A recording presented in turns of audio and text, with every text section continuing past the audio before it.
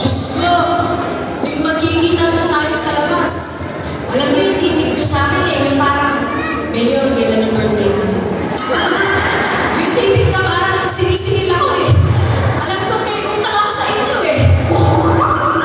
Kaya alam niyo po kasi, syempre marami po nangyari sa atin dito sa laman, marami po tayo na proyekto, nakita nyo, kung anong mahigit kumulang 1,000 yung bisita na ay 5,000 yung bisita natin sa kasama ng bayan. Kaya sabi ko, maiintindihan naman ang mga mahal ng senior. Di po ba? Kaya ako excited ako pagkita talaga tayo sa wakas. Alam niyo po, sa totoo lang, tuwing makikita mo po kayo, bakit po? Kasi sa totoo lang, kahit magtatatlong taon na po ako mayor, lagi kong naaalala, lagi kong bumabalik sa akin yung piling sa akin ni Congressman Emeng. Nung nanalo po ako mayor ng Gapan, kayo ang kauna-unahang binilin sa akin ni Congressman Emeng. Sabi po niya noon, Joy, alam mo, bago ako maging mayor walang namumuhay yung mga senior. Kahit piso, hindi sila nabibigyan. Kaya po, nung naging mayor si Congressman Emeng, binigyan din po na kayo. Meron pang kasama cake, tama?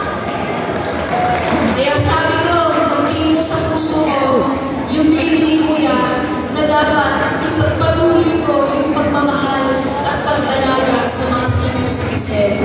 Kaya naman po, nung naging mayor ako, syempre, hindi ko lang dinoble, triple ko pa, mas mahal ko kayo, kaya 3,000! Aminin niyo, pangalawa na daw. Di ba? Pero alam niyo po, nanalo po ako mayor. Dahil nga gusto ko makita sa inyo yung pagmamahal ko. Hindi ko nga po alam kung matutupad yung pangarap ng 3,000 ngayon. Buti na lang po, sinuportahan ako nung 10 konsyal at ni Vice Mayor Dodo. Kung hindi po dahil nakasuporta ang buong Sangguniang, hindi po matutupad yung 3,000 regalo natin para sa inyong mga senior citizen. Kaya dapat ipagpasalamat po natin sa buong Sangguniang. Nakita niyo na po mga mahal ng senior? Nakita niyo po yung napakagandang epekto at positibong epekto na nagkakasundo yung mayor at vice mayor at nakasuporta ang 10 konsehal. Kasi pagka hindi, wala mong susuporta ng mga pangarap ko sa inyo. Ang mangyayari lang po pag hindi kami magkasundo ng vice mayor, puro kontrahan. Sino po ang talo? Ako, ang vice mayor, o kayo? Di ba? Kaya po kanina, kung may nakita ko yung nagsalita na puti, paano important yun? Pero dito po yung pinanganak. Dito po yung nag-aral, dito lumaki. Ito po sinasabi nila, bata daw. Teka lang, nakalimutan na yata nila na si Mayor Joy, nung nag-a-apply po ako mayor ng Gapan, magbe-28 anos lang din po ako noon. Bata din yung mayor nyo. Pero ngayon po kasi, yung bata na magagaling. Di po ba? At saka po kami po, pagkakasundo kami yung suportahan. Kaya yung bata po na sinasabi nila na to, yung maputi na sinasabi nila na to, ito po yung nagsakripisyo para po lumaban ang vice mayor, para masigurado na tuloy-tuloy ang libreng serbisyo para sa mga senior citizen ng Gapan. At alam niyo po, may tanong po ako sa inyo. Kasi, naalala niyo po ba, kanina kayo nagsalita magbubukal. Sino po ba ang huling bukal na isang batang Gapan? O di po ba? Ako po yung huli ng bukal. Napakalaki po ng lungsod ng Gapan. Tayo po ang pinakamalakas sa buong 4th District. Kaya po nakikiusap kami sa inyo,